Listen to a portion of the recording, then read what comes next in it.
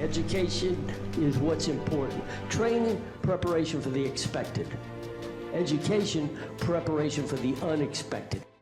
Good afternoon, Team Krulak community, and on behalf of Marine Corps University, the Marine Corps University Foundation, and the Brute Krulak Center for Innovation and Future Warfare, welcome back to the Brutecast, our series designed to connect the worlds of the warfighter and PME with the best in innovative and creative thought. I'm your host, Major Ian Brown, Operations Officer at the Krulak Center. So for the second time today, we're excited to welcome guests to the Brutecast who not only have front row seats to Force Design 2030, but are helping to drive the bus. This afternoon, we get to talk with Major General Frank Donovan, Commanding General of the 2nd Marine Division, and Command Master Chief Scottie Cox, who serves as the Senior Enlisted Navy Advisor to the division. For those who've been tracking Force Design 2030, you'll know that the 2nd Marine Division recently returned from their mission under Task Force 61-2 in the 6th Fleet Area of Operations and worked with U.S. Navy and partners and allies from the Mediterranean up into the Baltic Sea. The task force also conducted real-world experimentation on several of the concepts highlighted in Force Design 2030, such as the stand-in force and multi-domain reconnaissance and counter-reconnaissance. General Donovan and Command Master Chief Cox will cover this and more in our conversation today. So first off, gentlemen, welcome to the program, and very much appreciate you taking the time to come and talk to us and our audience. Hey, Major Brown, thank you very much. It's an honor to take part in this kind of podcast approach, especially with the great name that you've assigned to it, one of our real heroes and forerunners in the Marine Corps. So thanks. Looking forward to today. I'm looking forward to it. Thank you for the invite.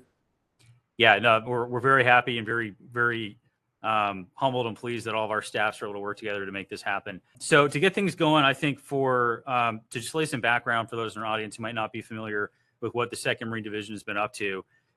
Like I said, we know you recently returned from the UCOM-AO with, I'm going to say the long version of the name just so people have it, Task Force 61, Naval Amphibious Forces Europe / 2nd Marine Division. So why was this task force initially created or stood up? And what activities did you do in conjunction with the 6th Fleet, as well as what activities did you do with our partners and allies in the area?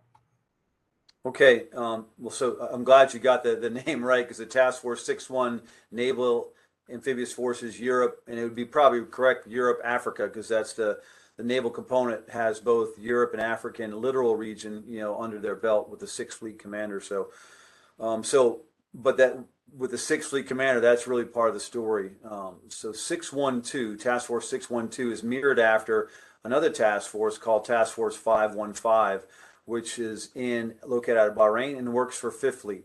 And so really that's the connecting files that I was forward in Bahrain for 2 years, 2016 to 18, as Task Force 515 in Bahrain. And also there at the same time as a Deputy Fleet Commander was Vice Admiral Black, who is the commander of 6th Fleet. And so what he had in his mind is what we had in 5th Fleet was a general officer, flag officer headquarters that provided command and control for the ARG-MU, the Amphibious Ready Group, and the Marine Expeditionary Unit that was in CENTCOM. And that was out of a series of events that came together when the United States Navy came off of the ESG-5, Expeditionary Strike Group 5 billet, as a flag officer almost a decade and a half ago. The Marine Corps said, hey, we'll put a general officer over there that will be then Task Force 51. At the same time, we were, the 1 MEF and MARCENT were developing the 5th MEB, Marine Expeditionary Brigade concept in Bahrain. And by the time I got there in 2016, we had Task Force 51, and we had 5th MEB kind of living in different places on the Navy base there in Bahrain. And so I got this, so why don't we just put it together, use our Navy stationery and drive it together as far as the Navy Correspondence Manual and call it Task Force 515, which then brought together the goodness of that Navy Marine Corps team working together above the ARG-MU level, where you have the Catif and Cliff relationship among 06s. This put one flag officer on top of that reported directly to the fleet commander, while also having a separate commander, which then was MARCENT. And so Admiral Black had that in his mind as we looked at deploying an ARG-MU from the East Coast. And for the first time in almost 20 years, since the start of the global war on terror, EUCOM and AFRICOM were going to have an ARG-MU that stayed in theater and didn't transit the Mediterranean, come across the Atlantic, maybe do an exercise or two, then transit the Mediterranean, Suez, and chopped into Fifth Fleet. That's happened consistently for the whole time during GWOT. So then Admiral Black, as now the Sixth Fleet commander, has an ARG-MU staying in theater. So he said, okay, and then a couple of other things happened where he had a couple crises come up, and he was looking for a commander and a command team that could bring together those naval and marine forces that operate in the littoral region, that littoral zone around Africa and Europe, and how to bring those things together to execute kind of crisis response tasks. So what he did, he reached back to 515, brought that kind of construct forward, applied it to his structure there in Sixth Fleet, and then asked the 2MEF commander, General Journey, hey, I'd like to stand up something like a 515 in support of Sixth Fleet while we have an ARG-MU in theater. So when we talked, I said, hey, sir, it sounds a lot like 515 that we both knew, so why don't we just call it 612? What the point is then understand the naval structure inside a fleet headquarters. So in this case, Task Force 60, okay, is your carrier strike group commander. Task Force 61, okay, is the Naval Amphibious Forces, Europe, Africa. Then it goes on down the line with the cruiser destroyers, the maritime patrol aircraft, submarines, the Naval Expeditionary Combatant Corps, the NEC. All those folks down the line are task force commanders inside the Sixth Fleet. So we just slid in as Task Force 61, Naval Amphibious Forces, Europe and Africa, /2 for 2nd MARDIV. Stood up to come over and command and control the ARG-MU while they're in theater, to make sure we do the care and feeding, but also the tasking and the support and the leadership in theater for these different exercises we had planned. In the meantime, we also used that as the venue to bring in some of our experimental aspects of force design assigned to the 2nd Marine Division, which is reconnaissance and counter-reconnaissance. And we also brought in some of our Infantry Battalion Experiment 30, called IBEX 30. We also were able to bring those into the mix. And so, I don't know, Scott, any thoughts from a fleet headquarters perspective on what do you think the fleet was looking for? So I think my role while I was there was crucial because it gave the command master chiefs out in the fleet a direct command master chief within CTF 612, but it also gave the sergeant major somebody who they could reach back to and communicate and could speak that voice of Navy and Marine Corps and get the point across of what the issues may be as they came up. So that integration piece was a big deal, having a command master chief over there. And I think that's the beauty of this naval integration, that we're not getting back to our naval roots. This is what we do, right? And so the idea that inside the Marine Division, when we made this commitment to go overseas, was not what a Marine Division does. We looked at our leadership team and just that talent management thing. Okay, if I'm going to go work in a fleet headquarters, we're going to take the command master chief to represent the blue infusion of the leadership level to step into fleet headquarters, while our Sergeant Major Dan Krause, another phenomenal leader, stays here with the chief of staff and the rest of the force and does a number of different activities throughout CONUS for other exercises and operations. So we're able to talent management inside of our own staff, provide a blue-green team forward that snapped right into that fleet headquarters. Great. Thank you, sir. And thank you, Command Master Chief. And I'm glad you brought up that talent management piece, because we're going to hit that later on here in our discussion, but also it ties back to the conversation we just had with the Assistant Commandant this morning on talent management kind of as a whole. 2nd Marine Division is doing some practical application of that. So definitely want to capture that here going forward. But first, I'd like to go a little bit more into something else you mentioned, sir, which is bringing out the reconnaissance, counter reconnaissance capability and actually kind of kicking the tires on it. So it's been noted as a focus area at Force Design 2030, especially in the recent update. So how did your task force apply this concept, both while 2nd Marine Division was back at home, but then when you went overseas with Task Force 61 too? And what changes or adjustments did you find that had to be made to, if necessary, permissions, titles, and authorities to make RXR work? And what sort of takeaways did you get that forecast the future of reconnaissance and counter reconnaissance for the division and for the fleet? It's a good question, because it's probably a longer answer than you're looking for, because it's a great story. And the reason why is that we were able to, as force design was rolled out, the idea of reconnaissance and counter reconnaissance, and winning the reconnaissance and counter reconnaissance fight in that littoral contact layer, the absolute importance of that, right? That's going to be our first engagement with the enemy as we slide from contact to blunt layer.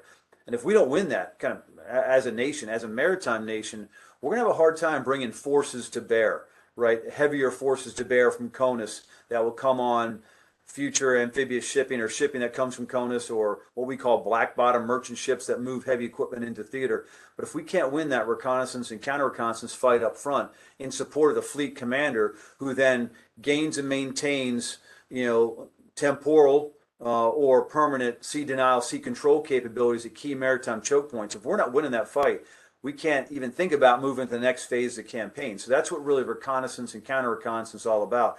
We had the fortunate opportunity here to leverage the great work done by a couple different those planning teams, and 2nd Reconnaissance Battalion and 2nd Light Armor Reconnaissance Battalion. We're already working on kind of a small form factor of reconnaissance and counter-reconnaissance. So before we were assigned 2nd MARDIV through the MEF, was assigned this task directly, we were already experimenting, thinking about, hey, with force design and operating in that littoral contact layer, how should we look? Boats, vehicles, what's our approach? And so when we were tasked, and very early in 21, with this task of, hey, 2MEF, 2nd MARDIV, take on service level experimentation of reconnaissance and counter-reconnaissance, we were already kind of moving forward on kind of kicking out ideas. We sat down with our MEF commander, General Journey, and laid out a pathway forward that originally were going to be a series of exercises here in the continental U.S.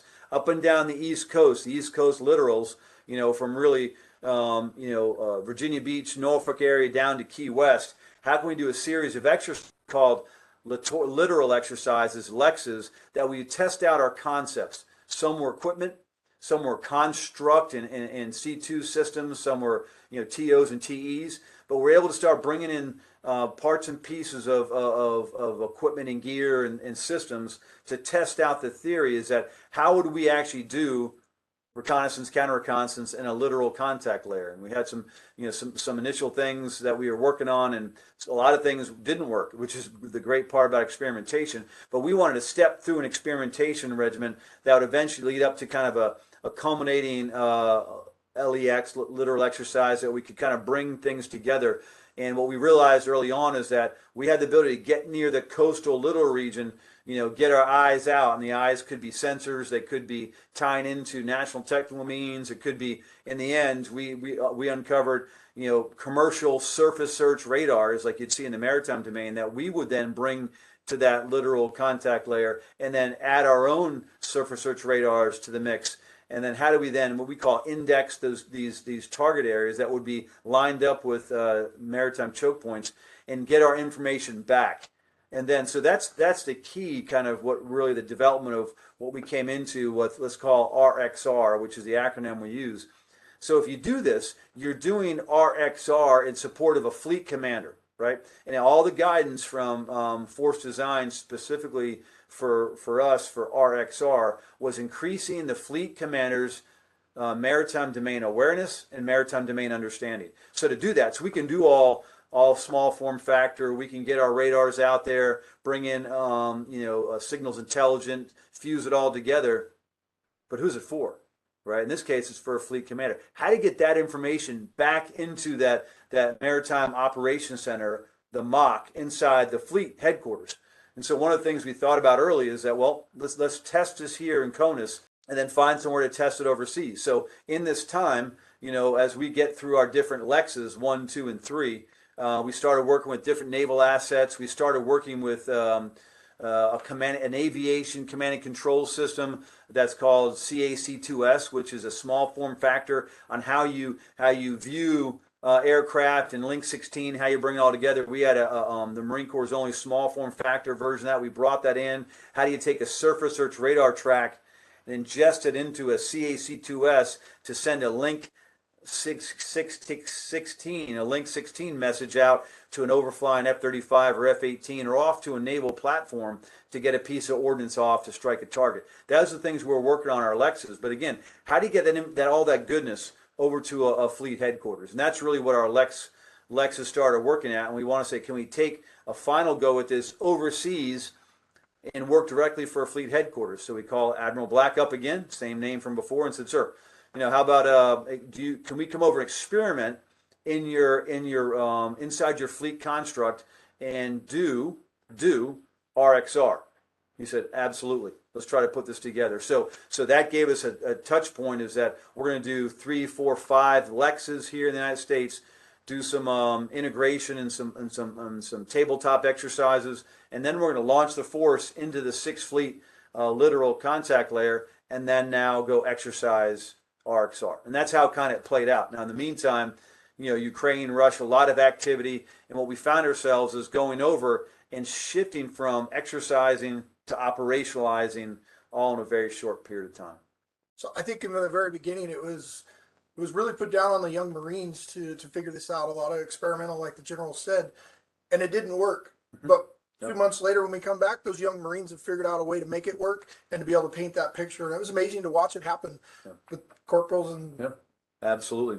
And so a lot of things initially, when you start getting disparate systems and put them together. So yes, surface search radar, this aviation command and control system, some signals intelligence, scout snipers with high-powered optics. It's all there, and that maritime choke point. But how do you bring it together? And we're all looking at. We had initially some tech reps and some other folks, and finally we said, you know what? For the next Lex, I think it was Lex 3, no more tech reps, no more FSRs. Let the Marines run. And so you ended up with a couple key sergeants and corporals with some heavy hitting staff NCOs kind of backing them up. Let them figure it out. So what were air gaps? Like, okay, on this device, I can get this feed, but I have no plug in to the next thing. How do we do that? They figured it out. And it was absolutely remarkable. And to say, did we actually just do that? So we got to Lex 4, and the answer was, did what we just pull off that surface search radar actually just end up in the cockpit of that F-35 that took off at Oceana? And the answer is yes. And it was because some NCOs and staff NCOs just dropped the hammer and got busy and really took experimentation down to the next level to problem solving. And in the end, we had a system, not perfect, right? It's not. We kind of joked around about it. Sometimes we look like the Beverly Hillbillies showing up with a jalopy with pots and pans hanging off the side and everything banging around, because we had so many different kind of things coming together. But by the time we went overseas, tight, professional, and honestly, as a division commander, I'm sure Commander Massey felt the same way. The first time I walked into the 6th Fleet Maritime Ops Center, that mock, I looked up on their board. I could see our radar sites on the coast, pulling track data and providing that feed right into a fleet, a Maritime Ops Center, RXR, in play right now in a very congested and contested littoral contact layer. Fantastic. All due to just the drive of a bunch of young Marines and sailors that really wanted to get at the problem set. Great. Thanks, sir. And to maybe just expand on that a little bit, you had a chance, I think you noted it in a Defense News interview earlier this month, that, you did get to go overseas and actually use this to monitor real-time naval activity with the war in Ukraine breaking out and Russian naval forces obviously becoming more active in support of that. So did you find in general that those Lexes had really kind of worked out some bugs? Did the things you brought with you work in this sort of unexpected operational environment? Or were there any additional things you had to sort of tinker around with or experiment once you got over there? I would tell you the Lexes were phenomenally helpful. I mean, successful, I should say. And I'm not trying to paint it was all perfect. It wasn't. We continue to work on things. I mean, there's power generation, there's a logistics piece of all this. But in the end, what we did our final Lex, which was here in Conus on San Clemente Island, where we flew the force to San Clemente, and we actually exercised this and even launched some small form factor OPFI. That's the switchblade, and we were simulating how we would actually close the kill web and kill chain. We did that with that same team that was on San Clemente Island is finding themselves in Europe, X number of days, weeks later, doing the same kind of collection and maintaining the same kind of custody on multiple nations' ships as they pass through contested waterways and maritime choke points. So it did work. is a perfect no. And as we come back now, and we looked at after we brought the team after this first kind of tranche overseas, now we're going back to say, okay, what do we need the system, we need a procurement system to get us to further codify that process. And but the process did work. What we realized that was even more important was the impact of allies and partners, right? I mean, if we're going to go into the literal contact layer, the system division commander of the 2nd Marine Division was our RXR commander. He was forward, and he was working in Estonia with the Estonian of Finland, and his personal relationship. Okay, that's why. Can I go back to humans, right? It's not always about the equipment. The young Marines proved we could make the equipment do what we wanted it to do. You can't do any of that unless you have a relationship with an allies and partners that allow you in, right? In the literal contact layer. Not talking about blunt layer right now. We're talking about winning the RXR fight in the literal contact layer. You have to work with allies and partners. And so if you look up north, our relations with the Estonians, fantastic. Great partners. And honestly, and honestly, we learned more about maritime gain, increased maritime domain awareness and understanding from them than from us. And that is because it's their home territory, it's their home ground. And so we were able to help them enhance their learning, share some of our capabilities with them. At the same time, though, we also learned how they looked at the problem set, from their point of view and from their terrain.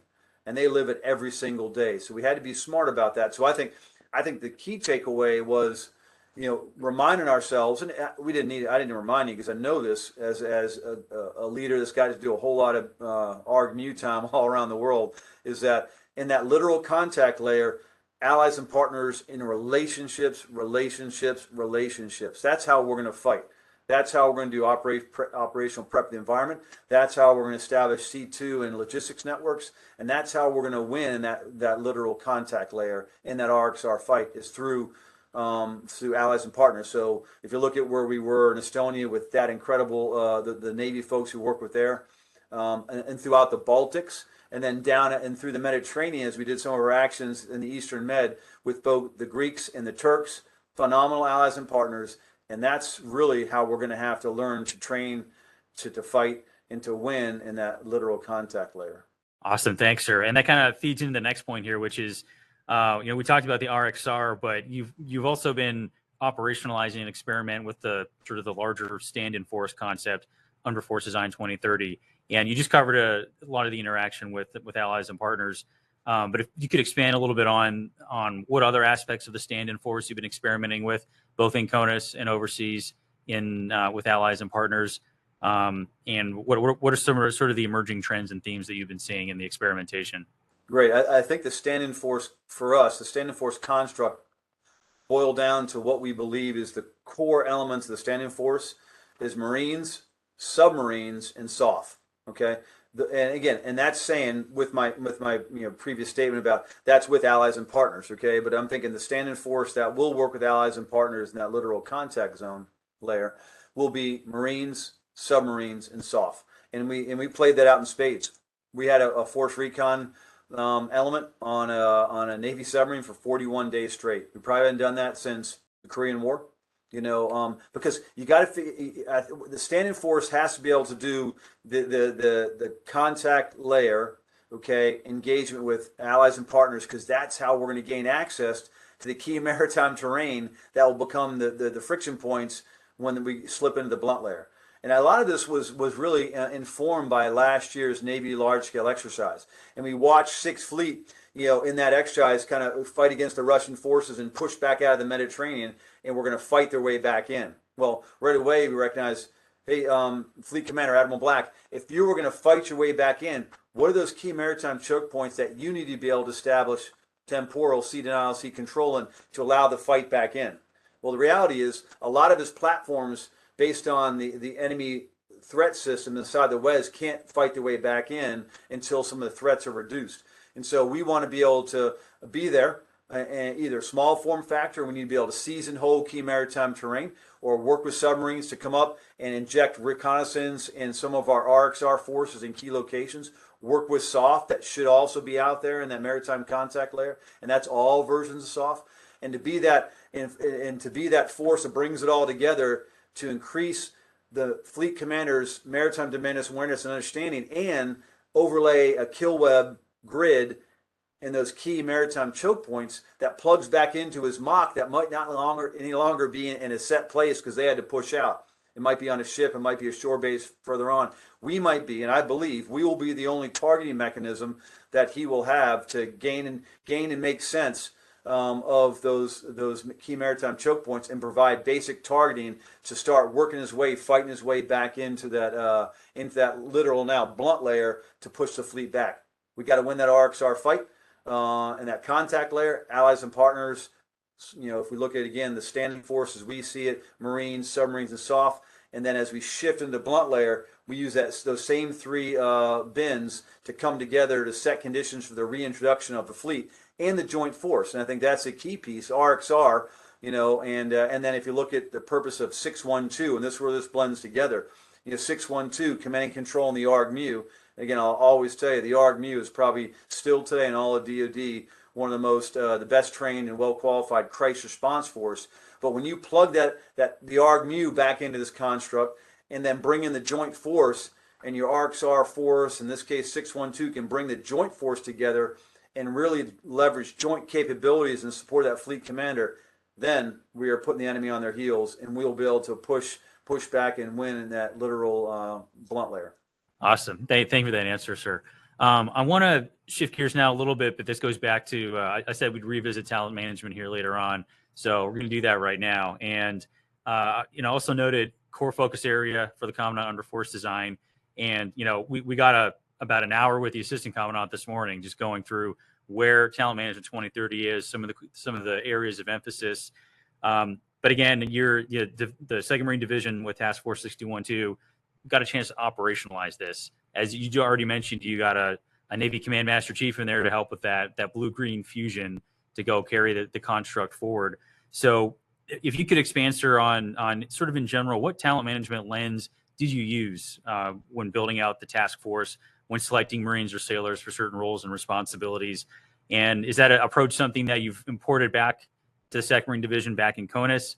And have you seen, as you've been doing all this different experimentation, any differences emerging between the 2nd Marine Division's approach to talent management and your adjacent divisions as you've been going through this experimentation process? You know, it's a great series of questions. I think just to start off is that, you know, talent management, if we've been in the 612 approach, you know, it's again, you have to be, I was very sensitive because as a division commander, I have one focus, right, is in my mind to generate we call apex level battalion task force to go out to support our global force management responsibilities. So twice a year, we're going to kick out a battalion that's going to go to UDP. It's a unit deployment rotation over in Okinawa and support activities in 3MEF. And we're going to prep another battalion to become a battalion landing team to go out to MU. That's not my number one job, and that is a full-time job.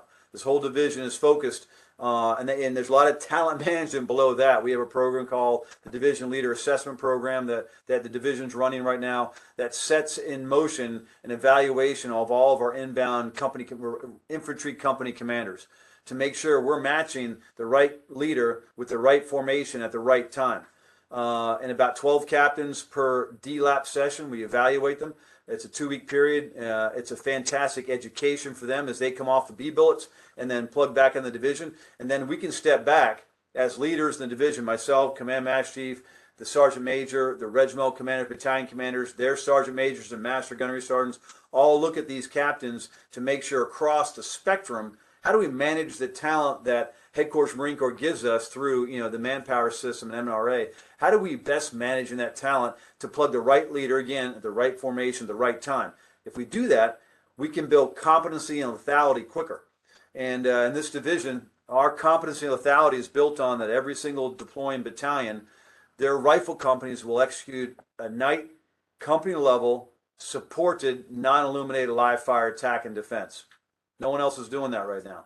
So talent management isn't just in support of career management, in support of, just we want to do better. We want to apply talent management directly into our competency and lethality. So that was one of the things that we used the Division Leader Assessment Program to make sure we could never lose focus on job number one, Apex Task Force going out in support of, UDP rotation Okinawa and on the ARG-MU. So that's going on in the division. So when you take on 612, some of the things we talked about is that where can we then look at the talent we have, keep the main thing, also step forward and execute the 612 mission.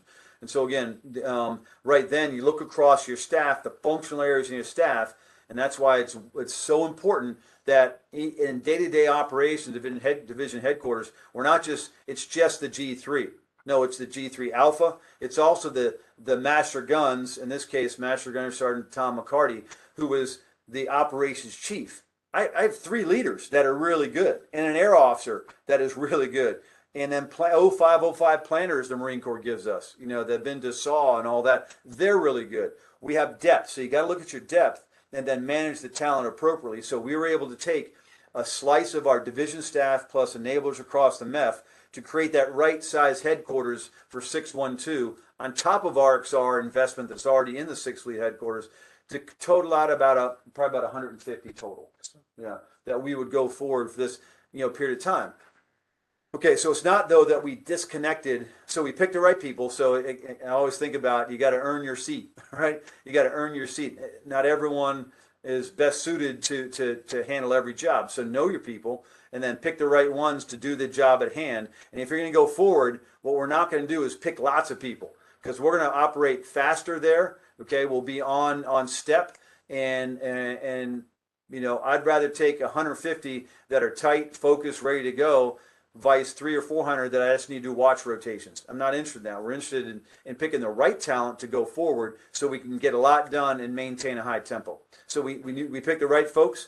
We deployed forward, but we didn't disconnect from the division. Okay, so we have a C2 architecture that is focused on small form factor communications that we can take smaller secret level comm systems forward with us, distribute, and then still command and control. So I never believed I lost command of the division at any given time. Control remained in Camp Lejeune with our G3, with our G4, G6, all those core warfighting functions that have to continue to turn to do the main thing, which is Apex Battalion Task Force. I still stay plugged in. Command Master Chief and I still stay plugged in as leaders from a forward position.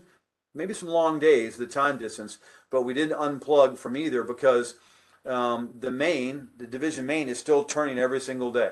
We're just forward now, and we call it the Commander's Coordination Cell, the CCC, that's set up to go forward. And at times, even in 612, we went forward again for certain exercises like we did up to Iceland, where we took an even smaller cell out of Naples, where the core staff was, and went forward again in small form factor comms and did that. And again, that's a version of talent management. If you're going forward with a team of 10 or 12, they're the right team of 10 or 12. You picked them. You know them. You know what their skills are.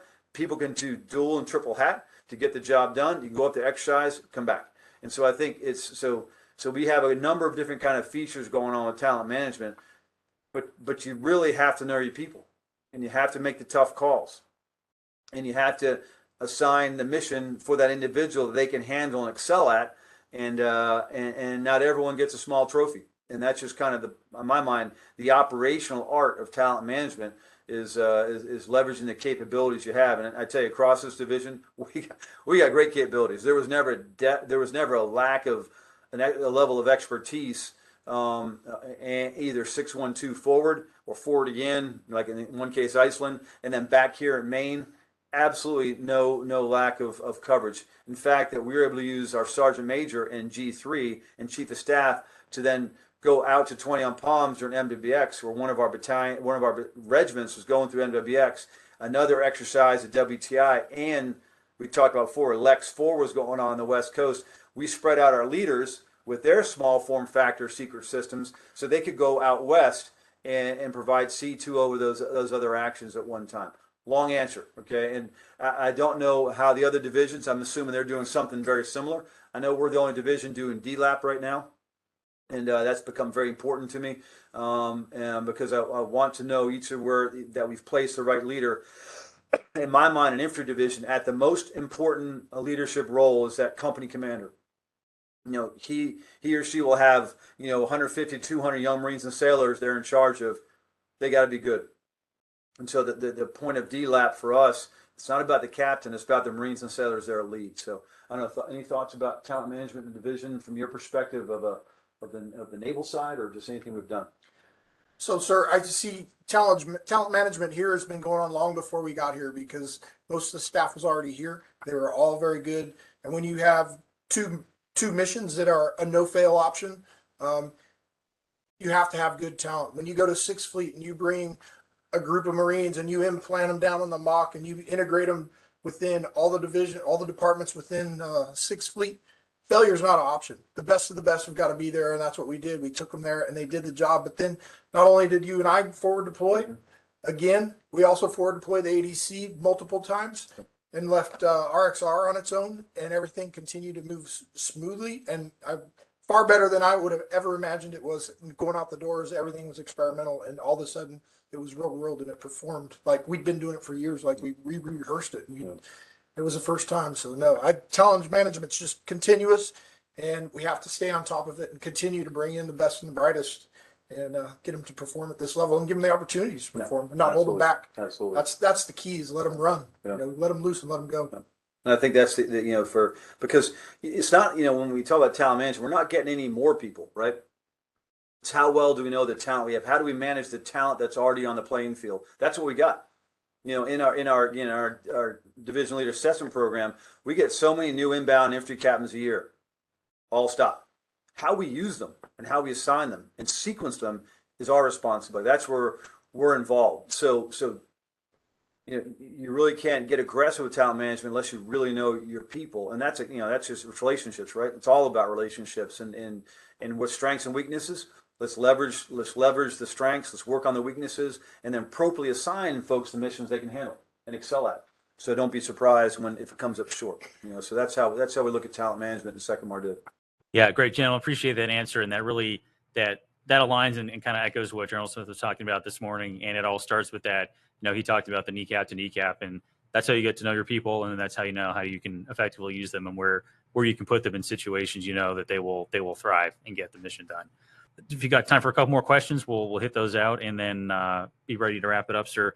So you've already mentioned several of the new programs or initiatives that have been going on under the division, things that you've stood up, such as the DLAP, and then other things that fall under force design, like the IBEX or the RXR. You also mentioned the non-illuminated night live fire unique event going on. As you get close to your time, the end of your time at 2nd Marine Division, what are your hopes for these programs going forward? Every new commander, we all know how this works out, has to make his own decision where he wants to go, what direction he wants to go. I kind of fall back onto looking exactly almost 2 years ago, that when I got here, my thought was, after being at 515 for 2 years, and 2 years after that being at JSOC, and this is agnostic to force design. Okay, if we want to get in the fight as a Marine infantry division, okay, we have to be able to do it at night, do it with precision, and do it at range. At range, it means we have to be able to do it distributed. That's the expectation level, right?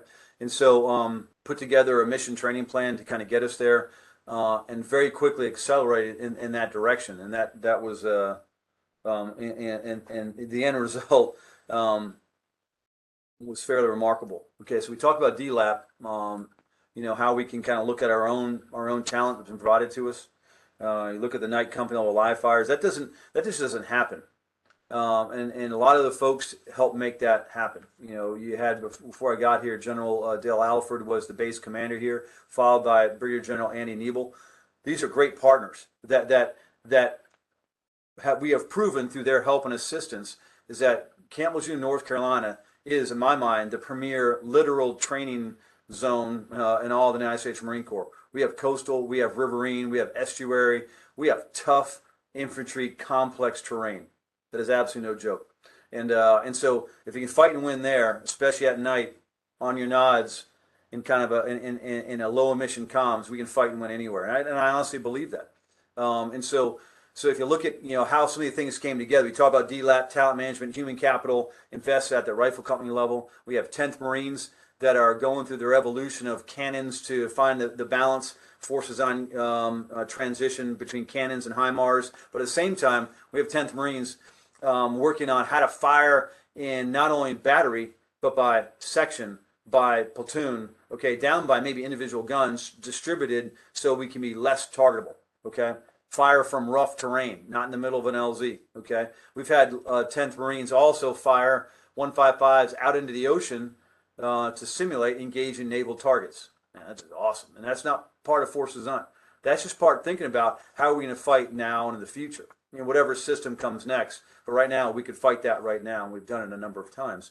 And so I could go down each element of the division, how they've kind of taken on different things that are a natural evolution as we step further away from the GWAT mission tasks that were very important of stability operations and all those things that we had to do for almost 20 years, and really figuring out, hey, you know, what Marines do, okay, around the world, you know, and we have since our origins is seize and hold key maritime terrain.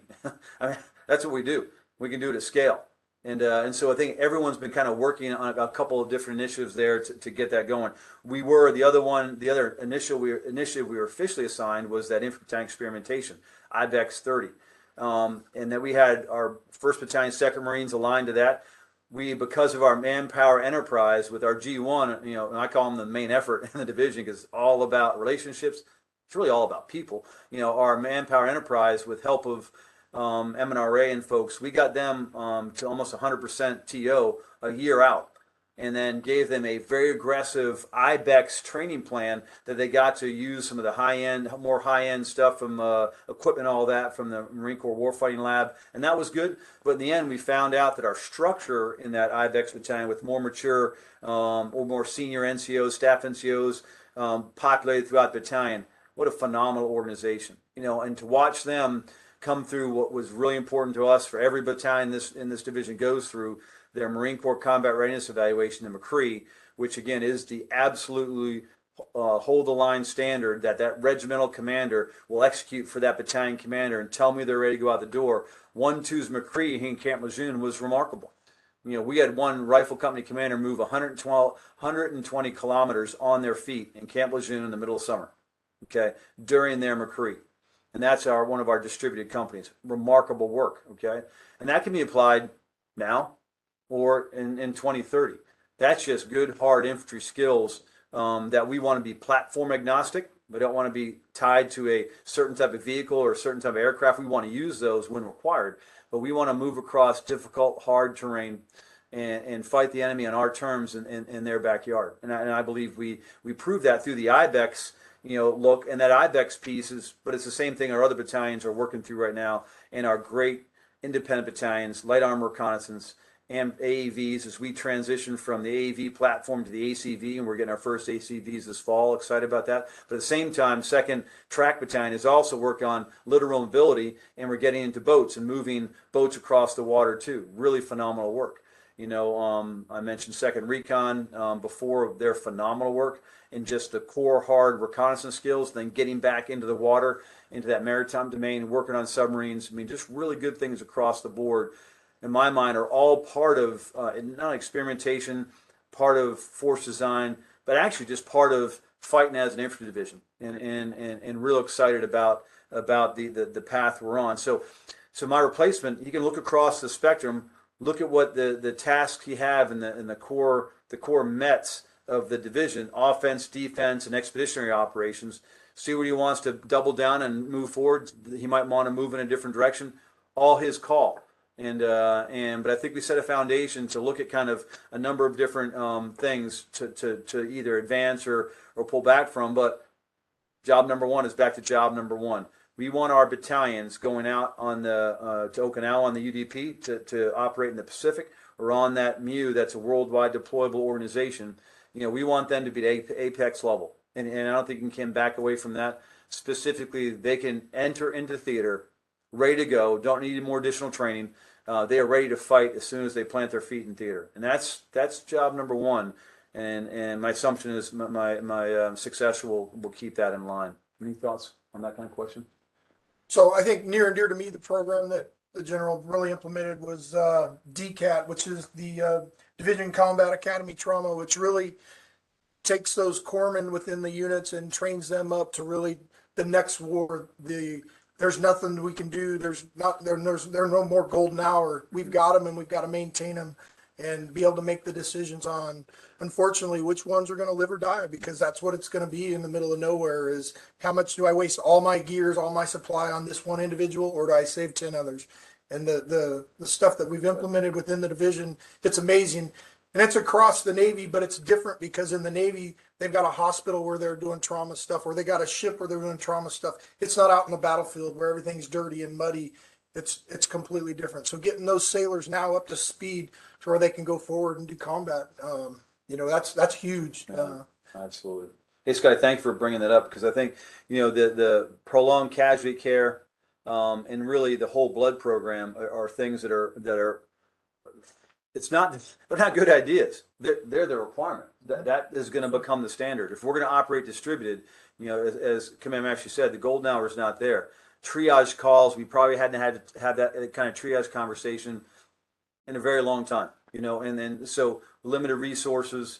I can't bring in the CASVAC Medevac V-22 long range if I still have an active WES that I'm going to lose other aircraft in. So and I've been so impressed with our whole Navy team. I mean, we have 1,000 sailors, in the Second Marine Division, between our corpsmen, our docs, our RPs, our chaps. These are folks that are right in that, and those that know the structure of the Infantry Division or across the Marine Corps, but very unique relationship in the division. And I think it's great to see, our division surgeon, Command Master, leading the way and forcing us to kind of accept the realities of distributed operations, and force design or not, and how we would fight when we don't have all that structure built into what we got used to in an incredible way in Iraq and Afghanistan. We put all that medical capability forward. And so I think that's one of the things that the DCAT, as Command Master talked about, has been, really one of those innovations that is has to underline all the other conversations we're having. Great. Thank you, sir. And Command Master Chief, I'm glad you brought the DCAT up, because in some of the commentary that I've seen about, Force Design 2030, the golden hour and casualty care has been something raised as, needing more attention. But I think the thing that hasn't been found in the commentary is you can't assume that you're going to have that anymore. So if you don't have that, you have to be ready to make those kind of decisions and be able to still treat casualties in that kind of environment. So again, that's great. It sounds like it's already being experimented with and looking how to do it in a much more challenging environment. All right, so gentlemen, final question, and sir, I'm going to quote you on this, but it's to both of you because you've been both rowing, sailing this course or walking this road, wherever you want to put it together. But a couple days ago, on the War on the Rocks podcast you did with Ryan Evans that came out, I listened to it. There's something right at the end that really caught my attention when you were talking and comparing the British effort in Burma during World War II with the Force Design 2030 efforts undergoing in the Marine Corps today. And you talked about how, in comparing us with the British then and us now, they had a military force that they didn't think it could ever leave the road. They thought they were going to had to figure out how to, just stay in one very narrow lane, try and use that lane to defeat an enemy that dominated everything that was around the lane, right? But a few years later, they were off the road. They were moving through the jungle and mastering the operating environment in just as well, if not better, than their adversaries did. So, maybe it's not jungle now, maybe it's ocean and littorals, but where do you, sir and Command Master Chief, in the time, the experiments, what you've done with the division and Task Force 61-2, where do you see the Marine Corps and the Navy together on this road as it moves out with Force Design 2030? Are we still on the road? Are we off-roading or in open ocean somewhere? Or are we somewhere in the middle?